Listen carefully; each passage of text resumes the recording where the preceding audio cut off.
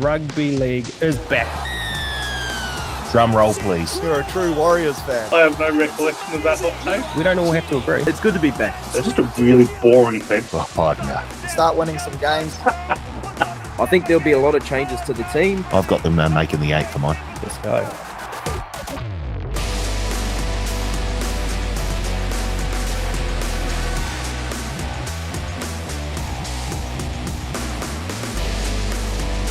Hello, folks, and welcome back to the Advantage Line, TAB's Rugby League betting podcast. My name is Karl, joined in studio by my good mate, yet again, Paul Mawate. Paul, footy is back. It's really not proper, but yes. Close to proper. It is We've back. already had a stadium sold out. Yeah, no, I've enjoyed it. I don't deny that. And it's just like, I guess when you go to a fancy restaurant and they give you an amuse-bouche. You didn't think you'd hear that on the Advantage Line, did you? I'll tell you what, Paul. You've had more lives than Anthony Griffin, and you're making the most of it. And then, of course, punters is the great man, Nick Tedeschi. Teddy, how was your week? How was the footy? Oh, sorry, I couldn't wait for the intro. But I'm hearing amuse-bouche. Oh, I've lost. I'm gone. Footy was great. I went and watched the first weekend. I had our fancy footy draft up at we had the Panthers World of Entertainment, and so was not sober for any of the games. But managed to consume them all kid free, which was great, and and just surrounded in the success of 3 straight premierships. So very excited to be back. Pity you're a Dogs fan. Yeah, well, I wouldn't have been surrounded by success if we'd gone to Canterbury League, so would I say? We may as well go to where winners are born. And to be fair, half of the Canterbury side have won premierships at Penrith, so we'll get more to the Canterbury side very shortly. Before we get to this week's divided opinion, fellas, I've got hot off the press last week's episode, because we did a double record previous week. We missed our good mates Blake and Surly and their brackets for the teams we covered in episode 2. So I've got them now. We'll go with Blake first. So we started with Manly last week. Blake's got Manly, Cowboys, Eels, and Bunnies. All 4 teams we started last week. 3 of them in the 5 to 8 bracket. Are you ready, fellas, for this? He has got the Eels in the 1 to 4 bracket. Ooh. Wow. If ever I've heard an argument for CTE being an issue in rugby league, it's Parramatta. It's Parramatta finishing in the top 4. Come on, Blake. Must have been after that Bronco he ran last week. Yeah. He was feeling a bit tired. Yeah, talking about preseason. Yeah, maybe we can touch on that shortly, Paul. And Surly had Manly in the 9 to 12. Cowboys 5 to 8, Eels 9 to 12, Bunnies 5 to 8. So pretty close with, I think, majority of what we all had there. Gee, hot take, Blake. Eels. He's crook. He's proper crook. Top 4. Yeah. And I've got theirs for this week too. So we'll, if I forget them, remind me, please. All right, divided opinion time. Quick one this week. I take it you both saw the ruckus between Adam Reynolds and Pat Carrigan. It was actually just down the road from me when I was in Brisbane last week. Fortitude Valley? Could have joined in, could have filmed it. Breaking news. Anyway, I'm not really sure what the question is here, to be honest, but Teddy, that apology press conference, what a load of crap. You only get a divided opinion on that one, Karl. Other than from those two and the rest of society, very well media trained at the Broncos. I think the media comms manager of the year will go to the Broncos because He kept them right on their talking points. All about nothing, to be honest. A bad look for the Broncos. 2 senior players fighting is not ideal. It would have been nice to see a little bit more authenticity and genuineness in the apology. But there was none of that. Like, I always had a great deal of respect for Adam Reynolds. I've got a great deal of respect for Patrick Carrigan. I thought Carrigan in particular was very, very poor in that press conference. So, yeah, disappointing. Disappointing behaviour on the night as well. I don't think it's going to go much further than this, but yeah. Does it affect the Broncos going forward? No, not at all. I don't. Drunken stupidity. I think if the only issue is Patrick Carrigan's drinking a problem? Is he out of control and being a complete pest on the drink, a la Paul Mawadi? You beat me to it. but if he's not, yes, that's no problem there. I don't think Adam Reynolds did. To be honest, I don't think Adam Reynolds did anything wrong in the whole situation. So other than being in that situation, so no issues there. Right, now that we've got the cheap shots out of the way, my faith in the NRL has been restored after we finally had something happen off the field in the preseason. I'm very, very how I was concerned that the world was tilting off its axis because nothing had happened untoward until this. So I'm happy that it happened as well, and I'm happy for Broncos fans because I think it shows. The Broncos, even though they made it to the grand final last year and were, 20 minutes away from picking up another championship, a premiership, I think it shows that the players and the senior players are still on their toes. They're looking forward to the season coming up, and I don't mind a little bit of biff between teammates. It was a bit of a storm in a teacup, to be fair. There wasn't much of a do going on, but I like the fact that those two boys, they had a disagreement about something and they needed to sort it out, and they've sorted it out. And I think it's a good omen for the Broncos this season. Bring back the best. Paul Mawadi signs off in style. Wasn't expecting that. All right. Good stuff. There was some preseason footy played last week. But before we do that, I do want to get you a quick roundup, Paul. For everyone listening, keep an eye on our socials in the coming days. Old mate next to me was one of 5, along with Blake. We got them to run a Bronco Teddy, a fitness test, to see how they sort of stack up against the fittest athletes in New Zealand. Paul, how was it?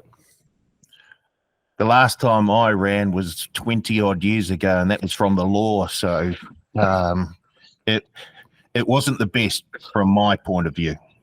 There is a rumor going around though, Paul, that once upon a time you were the fastest man over 7 meters with a ticket in your hand to get into a tab machine. That's still true. If only I'd been slightly slower, I would have saved myself millions of dollars. Okay, good stuff. I'm looking forward to seeing that video. No. First game, Bulldogs 24, Storm 12. Teddy, your Dogs. Yeah, I'm just making room in the premiership cabinet right now. Here come the Dogs. Book the grand final tickets right now. Look, there were positive and negatives there. The Dogs played a fairly strong side, and the Storm decidedly didn't, other than Ryan Pappenhausen. So, and a few other first graders, Remus Smith and Trent Leero probably down to the stars there. Great to the pat back. That was my kind of big take out of that. We've got a great try just on half time there with a little kick over the top. So just wonderful to see him back and not getting hurt and all that kind of stuff. So that's the main takeaway there. For the Dogs, their starters looked a bit clunky, but they were playing a bit more with the ball. So that was good to see. And I saw a little bit particularly Jamin Salmon, who was doing a bit more ball play in the middle, playing that kind of Isaiah Yo role, which was Canterbury were missing over the last few years. So that was positive to see. More exciting for Dogs fans though, or what they saw as some youngsters. So whether we see these guys this year or kind of going forward, Samuel Hughes will definitely see this year. Big bopper, absolutely outstanding up front. But Joash Papali, Joseph O'Neill, 2 young kids, going to be superstars. So I'm very excited to see them. Nice. The next one, Knights 44, Sharks 18. Paul, your take here? I'm concerned about the Sharks. Defensively, they were very, very poor in this match. 46 missed tackles, 22 ineffective tackles. They only had a 66% completion rate when they had the ball. That's not a good sign. And I know most of their stars weren't playing, but that's a sort of that's almost like a culture thing. And if that continues, obviously we've got this weekend. If there's no improvement showing, then I don't have we're going to get to the Sharks a bit later. I think they're going to drop down the table.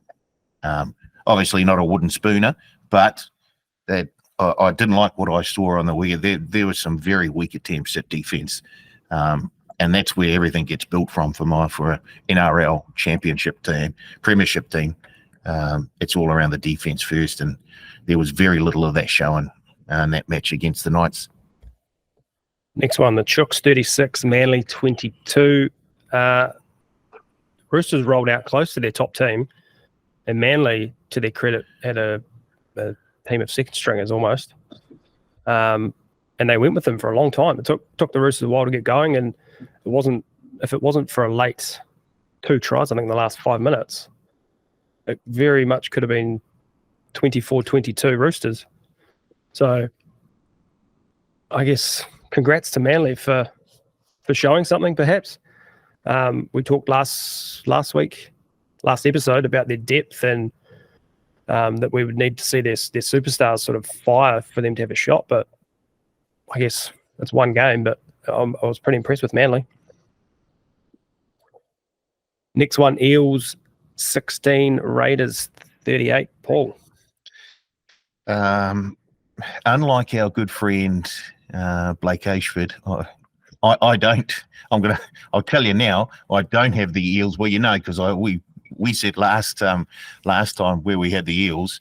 I've got them 9-12, and nothing has changed my. I guess the way I see the Eels going this season. Look, they got off to a very, very good start against the Raiders. And I think they'll just be outside the 8. They'll be around that 9 or 10 mark for mine. But I think the big thing to take out of that game is even though the Raiders won the game, I think they're going to struggle big time come the season.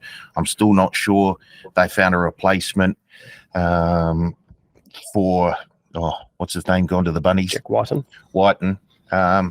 Weeks looked okay, but I think there's just too much to sort of make up in terms of the loss of White, and so I think that was just the Emperor's clothes is what we saw in terms of the Raiders' performance on the weekend. Charity Shield, Bunnies 28, Dragons 6. Teddy, you said you've got a hot take here. Well, I don't know how hot it is, but I'm coming in hot. One thing I took from this: if you're dumb, you're still going to be dumb. If you play dumb, you're going to keep playing dumb. And you know what? Shane Flanagan is no Albert Einstein, but he certainly hasn't been able to improve the intelligence of some of these idiots that are playing for the Dragons who he's going to rely on. Zach Lomax, Jack Bird, holy moly. I can't believe I had them as even slight improvers on last year. What are they doing? This was a full-strength Dragons team, or close to, against the South team that had many, many, many big names missing, including all their big playmakers. They were embarrassing. 28-6 South. It was humiliating for the Dragons, and I thought Shane Flanagan is going to get something out of these guys. Good luck to you, Shane. You're going to drive yourself mad. They say you can't make a silk purse out of a sow's ear, but Flanagan's going to give it a go. I agree with Teddy. He doesn't have a lot to work with, but I just think he's a premiership winning coach. He can change the culture there. He won't be able to do it in a season, but I still expect the Dragons to improve on what they did last season. So although it didn't look good against the Bunnies last weekend, I still give Flanagan Some hope. he's an upgrade from what they had, right? I think Teddy will agree with that.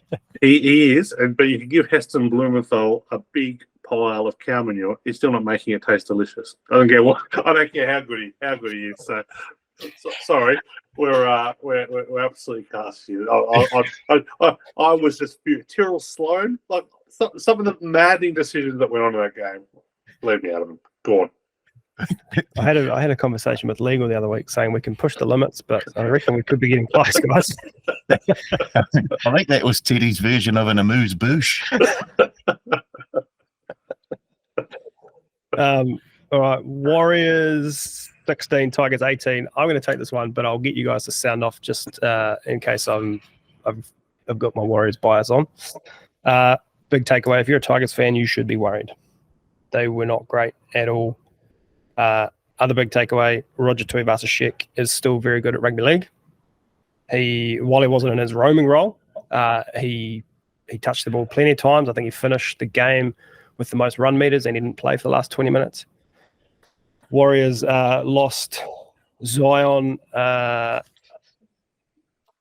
forgotten his last name. Starts with an M. They lost Zion early to a red card, and still took it to the Tigers. More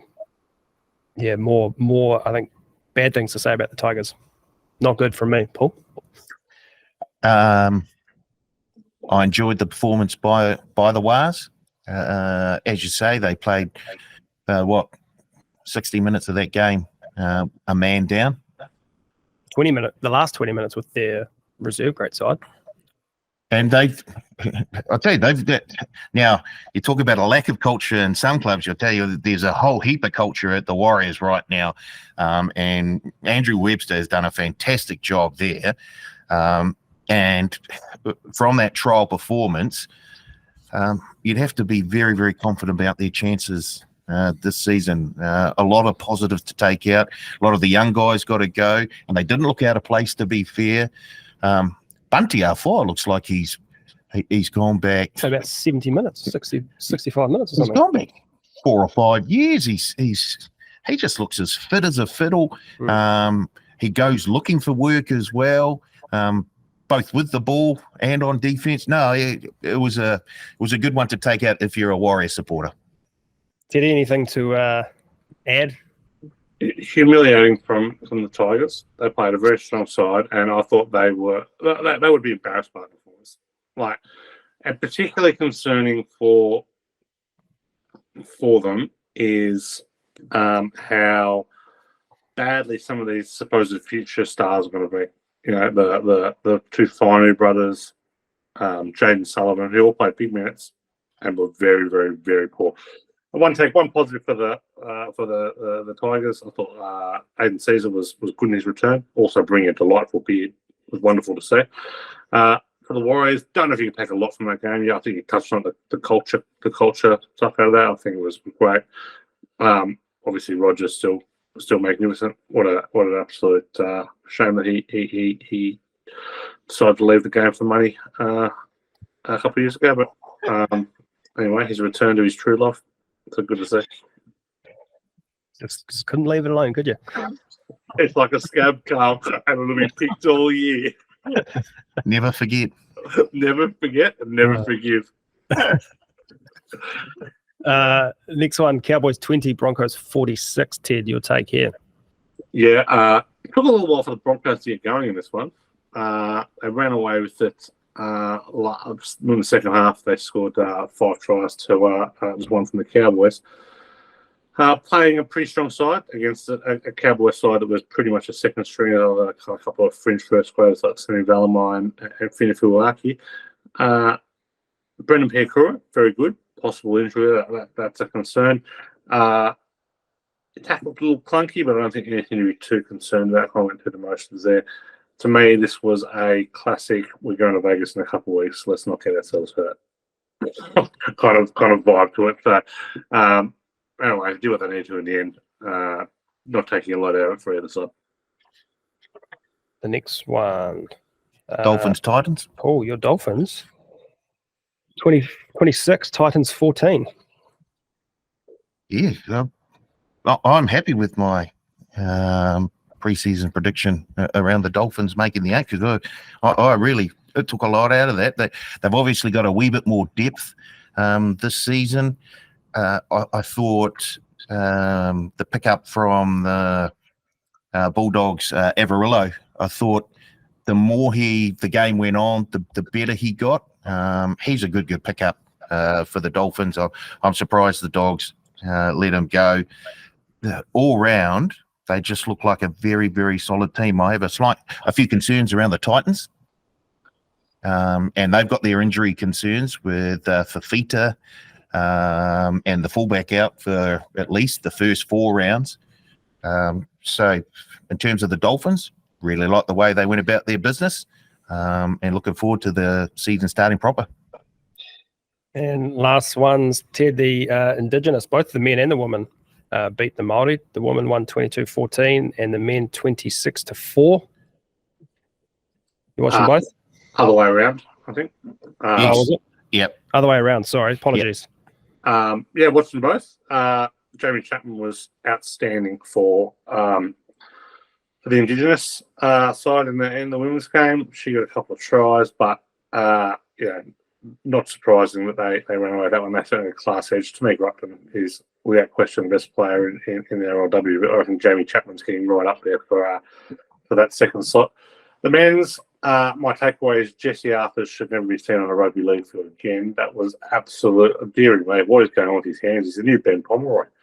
That was a shocker. Cost the Maori. I thought the Maori pack outplayed the Indigenous pack. I thought they had plenty of opportunities. Just couldn't take it. The Indigenous side took the opportunities. The Maori side just did not. I thought they were poor in the back line there. So some positives. I think Leo Thompson's going to be a long-serving Kiwi and first grade for a long time. I think he's a really good player. Good to see Brandon Smith back too. I really enjoyed the cheese back at the top level. I haven't really seen him at the back at the top of his game because I thought he was pretty average last year. And obviously had injuries as well. So you can't take a lot of this game from the club level, but from a form point of view, it was good to see some players back. And if you're Jesse Arthur, you probably wish you never played the game. It was unfortunate that I think it was the second try the Indigenous All-Stars scored where Arthur's failed to just collect that kick through. He made a hash of it, an absolute hash. Shout out Jesse Arthurs. All right. On to the grid for Tuesday, 20th of February. Remember, if you're playing along at home, maybe pause the pod, go back and find the grid, and then compare your answers to what I'm calling my greatest ever grid. Oh, boy. I know I've beaten Paul. I'm hoping I can take the scalp of Nick Tedeschi as well. Right. You're beating up on the guy who got 300 plus last week. Wow. Hopefully you did your research this week, Paul. Yeah. All right. Across the top, we've got 100 plus games, no premierships. Ben Hunt, teammate, lost the grand final. Down the left, has played for the Broncos, played past the age of 30, has played for the Dragons. Teddy, we'll start with you. Top left, has played for the Broncos, has played 100 plus games, and has not won a premiership. Got a brain to kick off with. Englishman Jack Reed, 1.13 points. Nice. Very nice, Jack Reed. I'll go next. Ashton Sims, 1.83. Very nice. Did he? Paul, sorry. Darren Lockyer, Corey Park. I've gone for a Wellington boy, Jordan Kahu, at 1.23, and that's a brain. Hey, okay. Love it, Paul. We've started hot. All right, next one along, Ted. Ben Hunt, teammate, and has played for the Broncos. In my 5 favourite players of all time, came to the Bulldogs in 2009, David Stagg, 1.4. David Stagg. He was one of the great fantasy players for a long time. That's certainly a big part of why I love him so much. Tackling machine. I've gone, so I went Ashton Sims first. I've got his brother, Corbin Sims, 1.23. It gets better, I promise. Paul. I've gone Ben Hannant, 1.78. All right. Low scores. Next one, lost the grand final and has played for the Broncos. One of my favourite answers week to week. Absolutely horrible defender, and obviously not real popular with his teammates. But I think he played for 6 clubs. Chris Walker, 1.02. Nice. I've gone a little bit better, Ted. I've got a brain here. Ooh. And actually played in last year's grand final. I tried to think of the least memorable player on that team, and I probably found him, Billy Walters. Walters. 0.72. Good fight. I tried to avoid last year, so you've done well there. Yeah. Paul? I'll be honest with you here. I couldn't remember this guy's name, but I remembered the first name, and I'm pretty sure he scored a try in that 2015 grand final.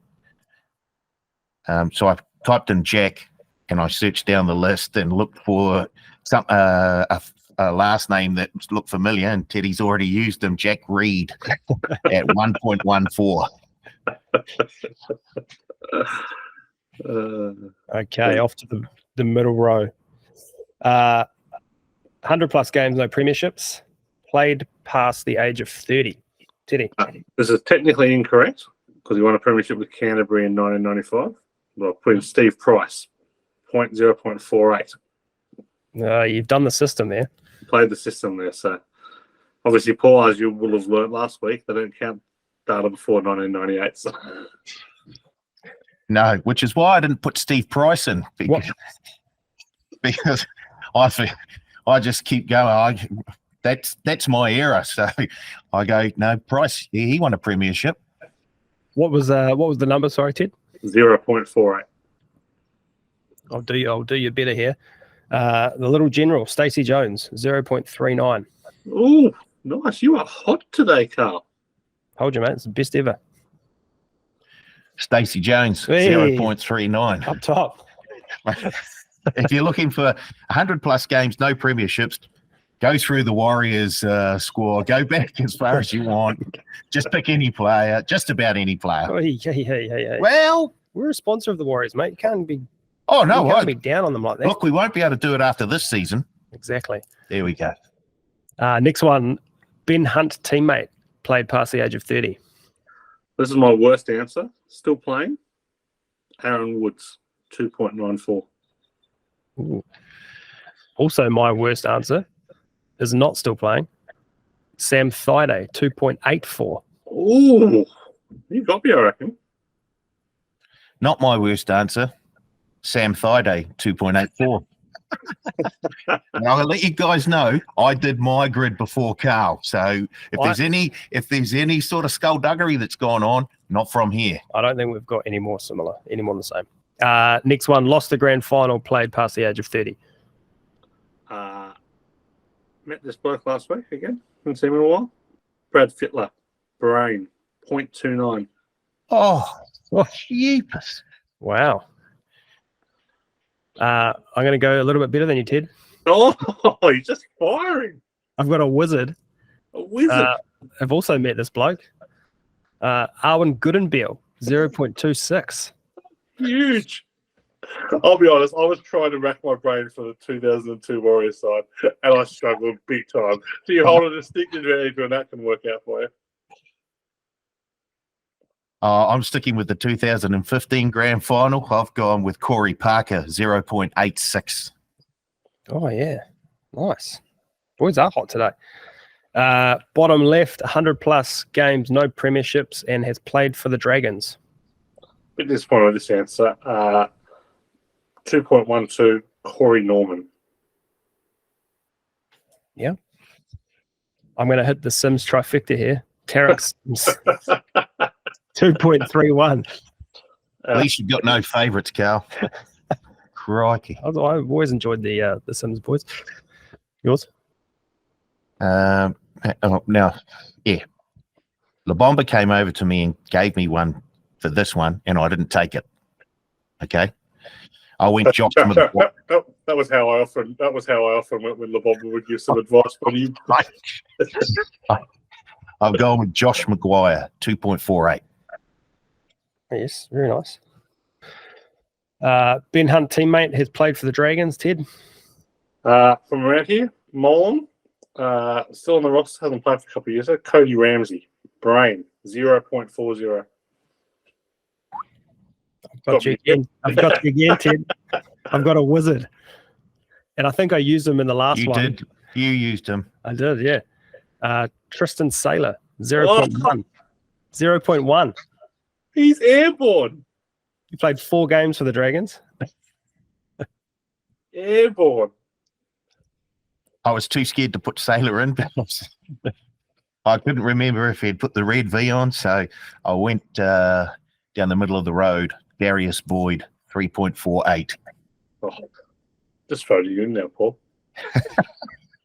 All right, and last one, lost the grand final, played for the Dragons. I was surprised this scored so badly. 2.93. Tim Laffey. Tim Laffey, that's a blast from the past. Oh, that's what I thought. I thought this will be like some answers you put in and you go, well, if I put in Aaron Woods, I thought there's a good chance this will be a bit high. Tim Laffey, I thought this will be. We're in brain wizard territory here. Incorrect. Who did he lose a grand final with? Canterbury. Yeah. Wow. I've got you again, 2.28.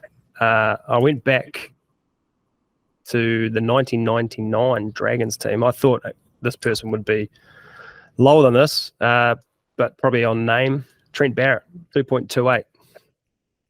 You deserved an extra 10 points for naming the crowd.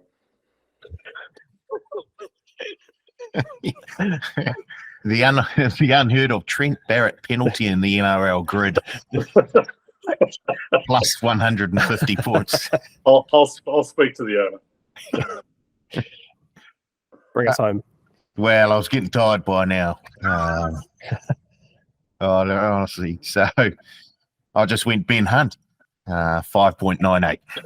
It's the obvious one because he can fit all of them, right? Pretty much. Yeah. So your total, Ted? 12.7, which I thought was pretty good, but not good enough. 12 flat. 12 flat. How good's NRL Grid? I don't think. I bet we didn't finish in the top 250. I was 298th. Nuts. Paul? 20.2. Hey, that's pretty good, man. This is like scoring a century in a test match and getting beaten by you an did that innings. last week. Yeah, Lincoln. Crikey. Come back, Taylor. Maybe if you didn't phone in with Darius Boyd and Ben Hunt, we would. Like I said, the deeper into the grid I go, the less patient I become. Good game. I can finish happy now. I've got 1 week. 1 week is a win. I'll take that. Oh, it was a great effort, Karl. There's some big names there. Thank you. The Sims. I challenge anyone to get the Sims trifecta in there in any grid apart from today's one. You'll do very well. I'm surely not possible. Okay. We'll call this the Sim City NRL grid. And that'll do us for NRL grid this week. All right, on to previewing the next 4 teams. We've got the Raiders, the Chooks, the Sharks, and the Knights today. We will start with the Raiders. This year, to make the top 8, they're paying $4.60. The top 4, $11. To make the grand final, $31. And to win the grand final, $51. Bookies give them no chance. Inns, Zach Hosking, Simi Sasagi, Morgan Smythes, KO Weeks. Sorry? Smithies. Sorry. Smithers. Shout out Smithers.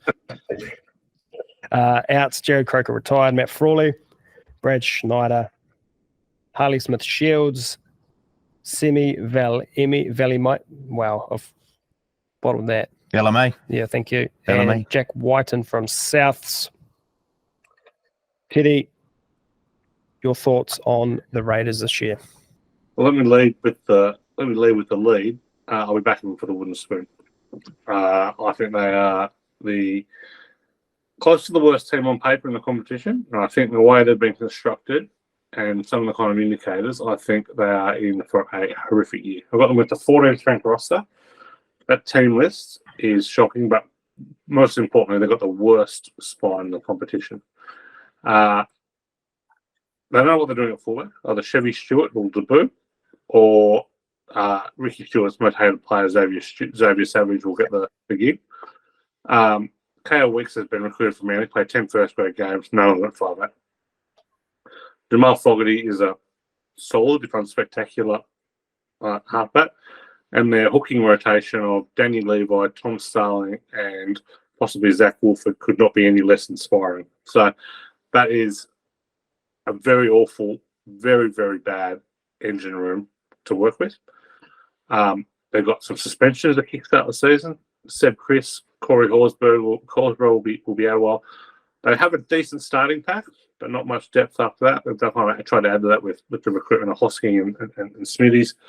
There could be something there, but I don't know where the points are coming from this year. And I think the most concerning thing for the Raiders is how misplaced Ricky Stewart thinks that, or how much they are misconceiving their own reality. Like Ricky Stewart said, we're a top 8 team. The Raiders made the 8 last year, not because they were a good team. The Raiders made the 8 last year because they were handed the easiest draw I've seen in 15 years of putting data around that together. When you look at their true win number, which is what I use kind of based on the for and against, they were a 9.5 win team. They're a 9.5 win team who's lost Jack White and their best player. Like, they are in all sorts. So I've got them winning 6 games. I can see them win between 6 and 8 games. I think they are an ordinary side this year, and I don't think they're sitting that well in the nation's capital. But yeah, their misconception of themselves is a concern. I'm very low on the Raiders this year. I think they're a very bad side. I have to agree with them, Paul. Are you saying Spoon as well? Are you saying Spoon? Is that what you're saying? I think I had them.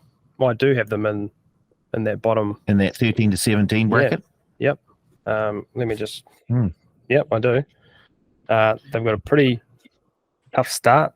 I could see them easily through. They've got the bye in round 10. I could easily see them at that point being 2-7 or 1-8. And that's probably being pretty nice. There's a game round 2 against the Tigers. Tell you what, folks, if you want to miss a game, probably pencil that one in. Don't miss any games. At least betting on them. They got the 4th hardest start to the season. Yeah.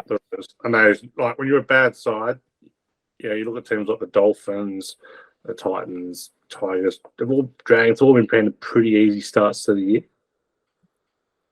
Raiders, brutal start. Yeah, brutal start. And four home games in that first 9 games too. Burning a lot. Paul, what are your thoughts on the Raiders? I've got them in the 13 to 17 bracket as well. And I'm with Teddy. I thought that they flattered to deceive last season, and they were lucky to sneak into the 8. I think they come crashing back down to earth there. I don't quite them having the wooden spoon, although it wouldn't totally surprise me if they did end up with it. Jack Wyden is a huge, huge loss. And although Jared Croker was, you could say he was past his sell-by date, he's a big 300 games is a lot. There's a big amount of experience that's lost when a player like that retires. So I agree with Teddy. The forward pack has a very, very has a good look about it. The spine, nothing to write home about. I'm not sure they're going to be able to score or create enough scoring opportunities to win those close games. So, I think for the Green Machine and for Canberra fans, this could be a very, very long season. Tough. All right. On to the next team. Oh, actually, sorry. Surly and Blake both have them in the bottom bracket as well. Next team, the Chooks, the Roosters. To make the top 8, $1.33. Top 4, $2.42. To make the grand final, $4.45. And win the grand final, $8.50. Spencer Lenu, big in from the Panthers. Lewis Murphy, Ethan Roberts, Blake Steep, Xavier Va'a, Alex Young, and Dominic Young from the Knights.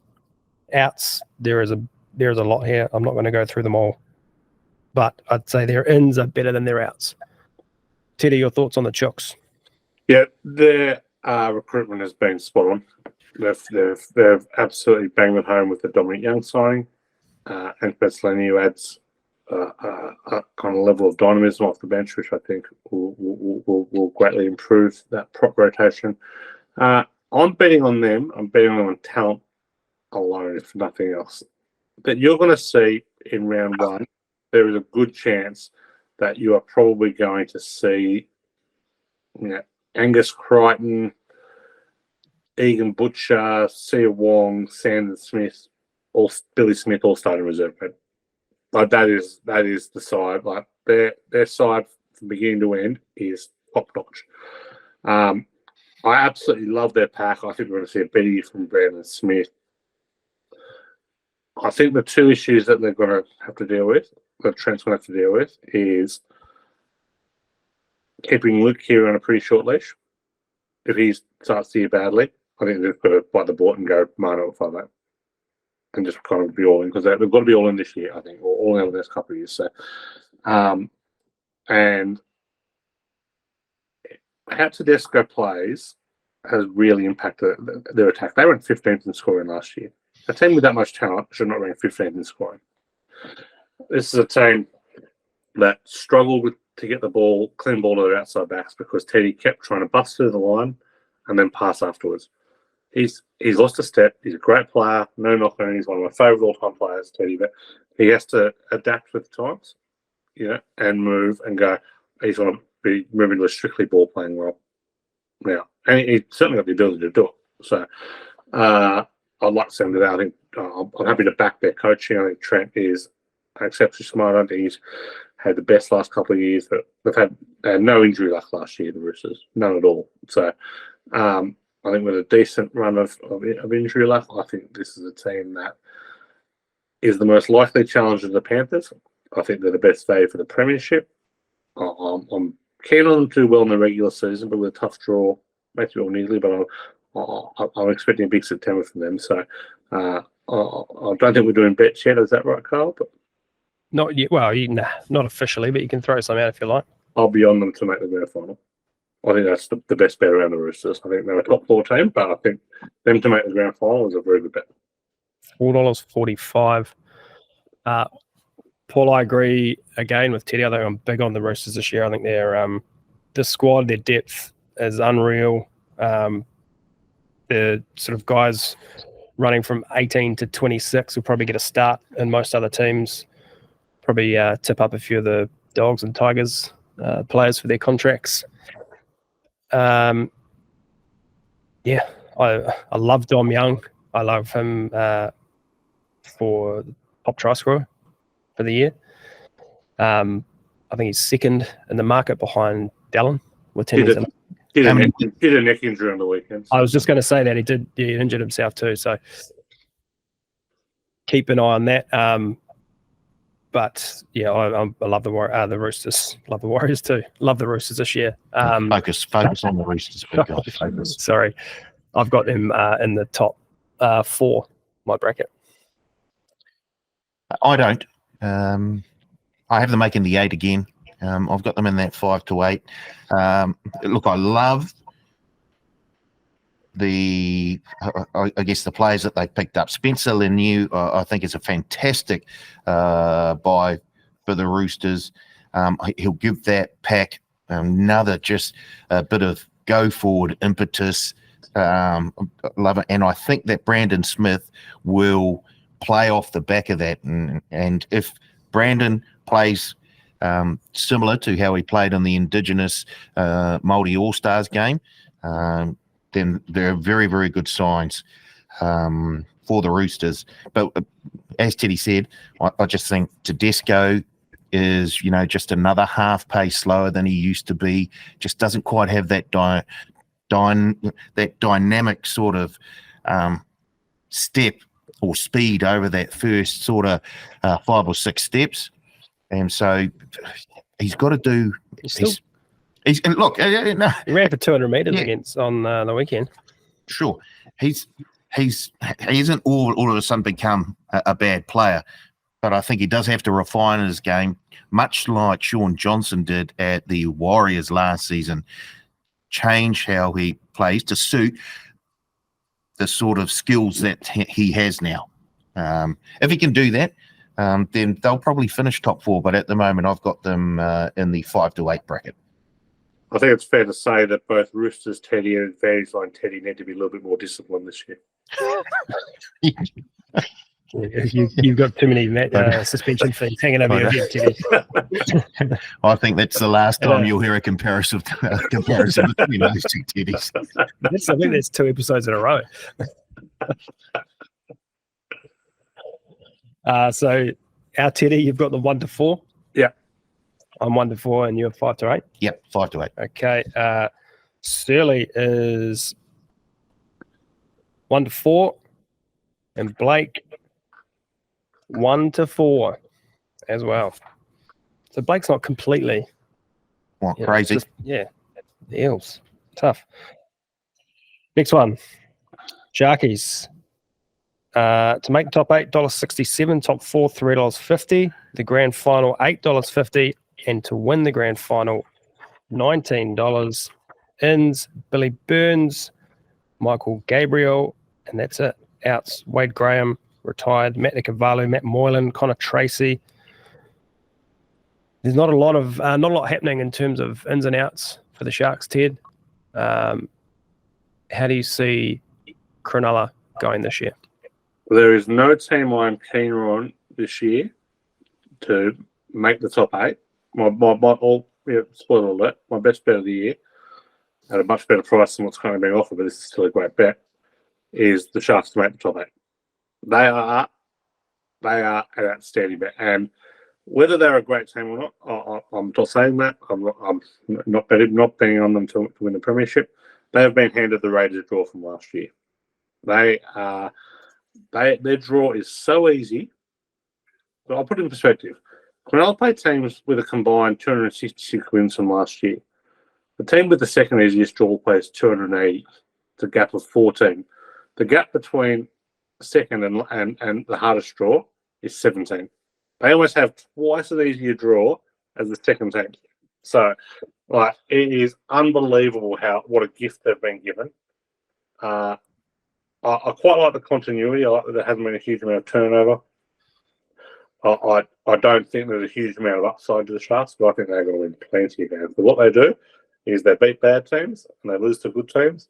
And this year they're playing a whole lot of bad teams and not that many good teams. So I absolutely love the Sharks this year. I won't be on them at all for the premiership, but to make the 8, to make the 4, I'm not sure if Tab ends up being over under season wins, but I'll be on over that. It's just you want to be all over the Sharks this year, which is going to stand in stark contrast to, I believe, what you're about to hear from Paul Mawadi. Go for it, Paul. I got them just outside the 8, the Sharks.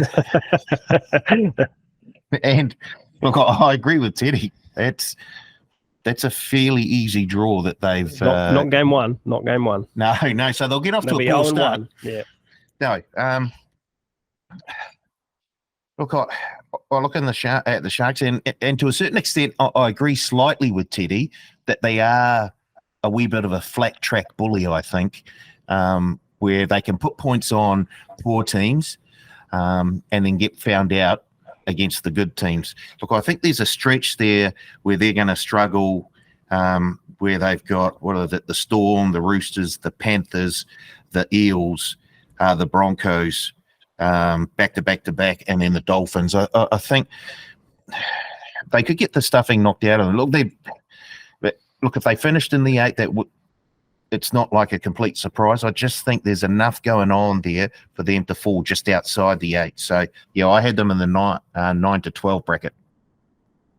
Plenty of talent across the park. Nico Hines, if he can get anywhere close to Dally M contention again. They've got a lot of experience. I'm not high nor low on the Sharks, I don't think. I've got them in the 8, I think. I do. I've got them in the 8, 5 to 8. Yeah. Interesting to see that the draw. I hadn't taken note of how easy the draw is. It is a very cushy start. Cushy start, cushy middle. They'll set their season up pretty easy. Absolute certainty. My bet of the year. Kind of at the top 8. That's thanks, Paul. Bet of the year. Yeah, another hot take. Oh, Well, boy. I hope we can come back to this one. I'll tell you what, punters. I'll give you a freebie, and we'll probably get to this next week. Well, we will get to this next week, but we've actually got the NRL Futures Multi-Builder is open. TV. So you could multi up your ladder, essentially. If you like the Sharks to make the 8, add them into the Roosters to make top 4, someone to win the grand final. We'll recommend one. We'll recommend 3 by the end of the year. A Teddy special against a Moati to miss special. I think we already know the bulk of Teddy's NRL futures builder. It'll be Roosters to make the grand final, Sharks to make the 8, and he might throw another 1 or 2 in. Fins? No, well, we've been on the same page a lot, Paul, so it's nice. We have for a while. Yep, for quite a few things. I can't wait to see Blake's one. Eels top 4. Well, I've gone 1 to 4. Karl's gone 5 to 8, and Paul's gone 9 to 12. Of course, so this is probably the first time we've been in 3 different brackets. So if we can get to a 4th with Blake, it'll be incredible. I'll tell you where Blake's at. I get the feeling not. Sharkies, he is aligning with Paul. 9 to 12. Must have been a bad departure for the great room. Still holding a grudge. And sorry, Blake, this is tough. And Sterling's got them 5 to 8. The best people to slam are the ones who aren't here to defend themselves. I've always found. We love you, Blake. I'm going to make every effort to be here every episode because there's no way I'm letting you two here by yourselves. Yeah, if I'm not here, we're not doing the pod, guys. Sorry. All right, the last team to preview this week, the Knights, to make the 8, $1.90, to make the 4, $4.60, to make the grand final, $12, and to win the grand final, $23. Inns, Jed Cartwright, Jack Cogger, Tom Jenkins, Kai Pearce-Paul, and Will Price. Again, a lot of outs. I'm not going to go through them all. Not huge names except Dom Young, their biggest out. Teddy, can the Knights do what they did last year? Absolutely not. Like, it is like talk about like you're listing off a price of severe unders. Like, you know who this team reminds me of? The 2009 Eels, when they got hot for a third of the year with Jared Hayne. They used the brilliance of one brilliant player to take them into to a finals run. It's exactly what's happened here. The team is an absolute mess. They've lost their top try scorer, Tom Young. I mean, losing wing is not too big, but he was a pretty important winger to them. There's just zero chance that Ponga can replicate what he did last year. Even if Ponga has an exceptional season, there is zero chance he can. Like the way he played last year was probably in the top 4 or 5 runs of 10 games I've ever seen in my life. Like he was brilliant. They also beat up on a lot of bad teams in that run as well, so that shouldn't be forgotten. They're halves. I'll tell you what the worst thing you can do if you've got a couple of average to middling halves, add another couple of more average to middling halves, so it gives you a reason to tinker with them and change them and not have the same combination.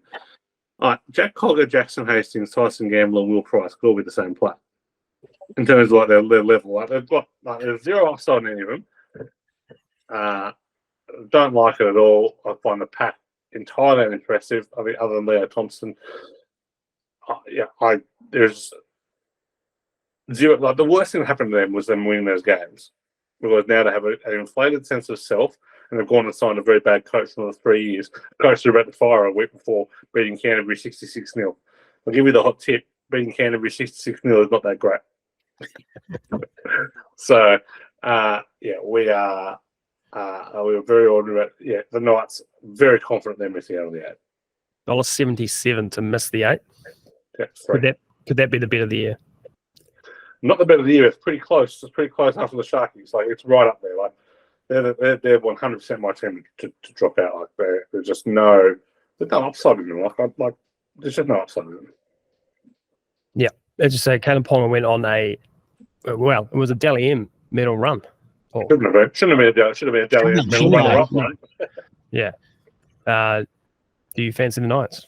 No, I got them in the 9 to 12 bracket, and down towards the bottom end of the 9 to 12 bracket. I agree with Teddy. It's amazing the similarities between this and that Jared Hayne Eels team, I just don't see them winning the amount of games that they did last year. I think they got very, very low. Oh, to be fair, they did turn it on towards the end of the season, went on a very, very good run, got hot. But everything fell into place for them, and I don't see that happening this year. They've got a fairly tough start. They've got the Raiders, Cowboys, Storm, Wars in the first 4 rounds. I just can't see them winning enough.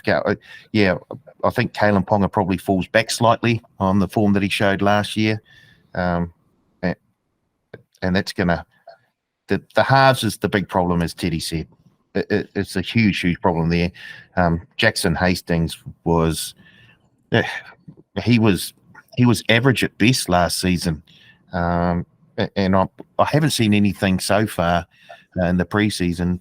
Or I haven't seen anything to suggest that we're going to see a better Jackson Hastings this year. So if you're hanging your title hopes on the likes of Cogger and Hastings in the halves, I think you're in big, big trouble. So, yep, I'm with Teddy here. Do you know what you don't see, Paul? You know what you don't see? 28-year-olds who have had near a decade of playing average to mediocre football all of a sudden become really good. Doesn't happen. Can I throw a name to you now? Yeah. Dallin Watson-Zelezniak. He did come on with a pretty high rap and started his career at Penrith pretty well. He just had a downturn. Like Jackson Hastings he's never had a good season. Like Jackson Hastings is fine for what he is. Like he's not one of the 17 best halfbacks in the world. Well, we're going to have to go back into the archives again because I'm fairly sure that Teddy has never said a positive thing about DWZ. It's very true. And I think Teddy knows who's paying the bills now. we haven't done the Warriors yet. Don't you? DWZ hasn't escaped anything. Yeah, I just want pundits to know I don't think of DWZ that way. All I remember, I can never think of a moment where Teddy went, tell you what, man kept in his country. That Dallin Watson-Zelezniak, he was all right. Although, to be fair, since then he has said he did go well last season. Well, that's extremely true. But to be fair, did he do well for the 6 or 7 preceding years? Right, I'm going to move this along. We're running out of time. Again, we've run out of time, but we're going to have a very quick look, a line each, a word, a phrase, a comment each on the preseason games this week. First one, I'll start. Bunnies versus Roosters. No teams yet. Teams get named today, but I imagine we'll see 2 pretty soft teams run out here. All the Rabbitohs have departed. All the starting Rabbitohs have departed to Las Vegas. So yeah, there you go. So a couple of second string teams, and the Roosters will be on their private jet very soon too, I would imagine. Still a good game though. Like we'd say, Roosters depth. Yeah, good watch. Friday 8:00. Paul. No, sorry. Who's next? Teddy. Sharks, Dogs. I expected to see stronger sides from both the Sharks and the Dogs this week. Dogs, all about combinations that look through, and as Paul noted earlier, it's about kind of toughening up in defence for the Sharks. So, expecting a good game there. Again, going to wait for teams to be announced, but the real showcase for the Dogs will be what we see in those young kids and whether any of them can push for a first place spot. Paul, Storm v Knights. Yep, this game in Fiji, and I think that's a fantastic move by the Storm to take it back there with Kamakamika, one of the Fijian boys in the team. I guess the big thing for them is just no injury, certainly nothing to Pappenhausen. Just if he plays, for the bulk of the seaon. I see them making the 4. If he doesn't play, I can see them dropping out of the 8. So, yes, it's all about just getting through the game for the Storm. Storm don't miss the 8, Paul. Yeah, I know that. Storm don't miss the 8. I know. And You're off the head, Paul. I know. I know they don't miss out. And the way I've set the thing out, they're not going to. Imagine being a Storm fan, like just so much success. Just Does it it get must boring? be an Does it easy get ride. boring? Like, must be so easy. No, I don't think it has got boring. Does it get boring when your team doesn't make the 8 Yes. in a row? Yeah, it's very tiresome, Paul. Warriors, Dolphins, back at Mount Smart. I'll tell you what, Warriors sold out Christchurch last week, and they're close to selling out Mount Smart this week. Like, Warriors fever is still well and truly here in New Zealand. I think we're going to see very close to their top team. Still a couple of stars under injury clouds, but they're coming back. But good opportunity, I think, to build on last week for the Wars, for the Dolphins. Do we think they're going to run out their top team again? I can't see it. Last year Wayne did, from memory, but I would say fairly limited minutes as well. Like, he ran out with the strongest team, but they played limited minutes. Yeah, like we saw a lot of Brenton Bearer and Jack Bostock and all that towards the end. So, I think we will see, particularly the recruits. I think he wants to kind of see how they're fitting into the team. So I think we get at least 20 minutes out of Herbie, Averillo, and Flegler, possibly a half. Next one, Seagulls v Broncos, Teddy. Both on their way to Vegas. So expecting this to be a complete New South Wales Queensland Cup level trial there. So nothing to be gleaned out of this one, other than possibly identifying some young talent for the future. Speaking of New South Wales Cup, Paul, Dragons versus Tigers. This is probably one of the most important preseason games of the week because both of these sides need to get their structures in place. So I see more upside with the Dragons, just because I guess when I have a look at a team and I go through the players, I then have a look at the coach. And for mine, the coach, if you've got a good coach, and definitely if you've got a good coach that has replaced a not good coach, I think you can add on 1.5, 2 wins for the season. And I think that's what we'll see with the Dragons this year. So hopefully we'll see more of a team who's all on the same page in terms of what they're doing. And the Tigers, for mine, it's going to be a long season, but hopefully Benji can get something out of them. I'm not so sure. When you've got someone who it's their first sort of head coaching role, taking on a team that has struggled the last couple of seasons, that's a tough job to turn things around. So, it'll be interesting to see just how both of these teams go, because for mine, the season's already started for these two teams. They've got to get their ship in order, and they've got to do it before round one. So, I like the Dragons quite a bit more than I like the Tigers. Tough watch. Teddy, Raiders, Cowboys. I suspect the Raiders are going to try and build some momentum at the end of the season. There's a few positional battles I think he wants to sort out. So I think we might see a little bit of Xavier Savage at fullback this week after Chevy Stewart started last week with the first string side. Cowboys rest all their players last week, so I expect this will be their number one hit out. So expecting the Cowboys to come in pretty hot on this one as well. So important game for both teams. We expect the Cowboys to probably open up pretty sizable favourites. And bring us home, Paul. Titans, Eels. Yeah. So the You'll leave Titans it there if you want. Well, crikey, I really see the Titans for a big fall here. I've got them in my worlds at 13 to 17 bracket, and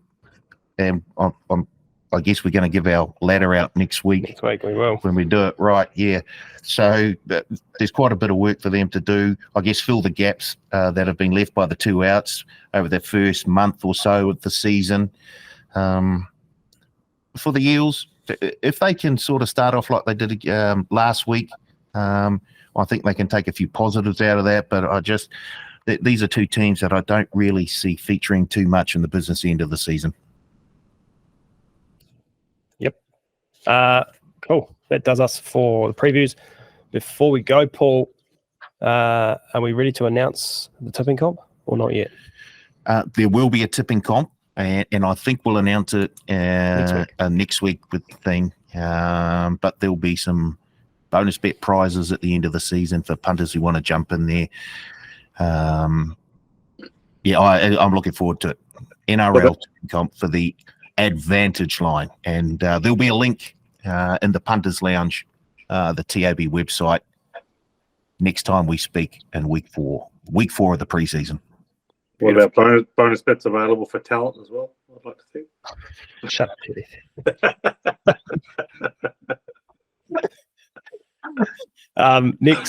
Next episode 4, we'll be covering up the top 4 teams from last year. Have your ladders ready, fellas. I don't want brackets next time. I want full ladders. Specificity.